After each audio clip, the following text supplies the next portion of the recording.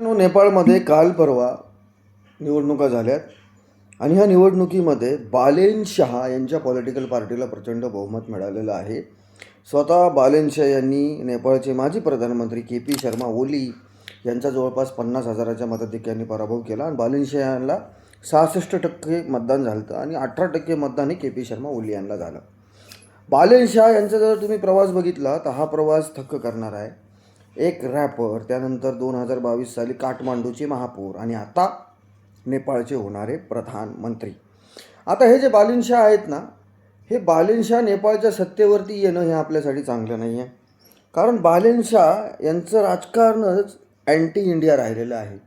म्हणजे पहिल्यापासून आता जो नेपाळमध्ये जो जेनजीचा एक उठाव झाला, त्या उठावाचं नेतृत्व बालेन शहा यांनी केलं होतं आणि त्या उठावादरम्यानसुद्धा बालेन शहा यांनी अँटी इंडिया स्टेटमेंट दिलेलं आहे.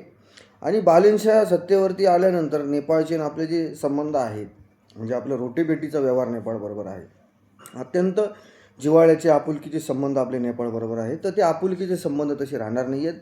आणि हे बालेन शहा आहेत, हे ज्या भारतविरोधी शक्ती आहेत, ह्या भारतविरोधी शक्तींनी त्यांना पाळून पोसून मोठं केलेलं हे नेतृत्व आहे. आणि हे नेपाळच्या सत्तेवरती येणं, आता काही लोक म्हणतात की नेपाळमध्ये तरुण सत्तेवरती येत आहेत. म्हणजे बालेन शहा यांचं वय अवघं 34 वर्षे, पण वय जरी 34 वर्ष त्यांचं असलं, पण त्यांचा जो थॉट प्रोसेस आहे, हा थॉट प्रोसेस आपल्यासाठी चांगला नाही आहे. त्यांनी अनेक वेळा अँटी इंडिया स्टेटमेंट दिलेलं आहे.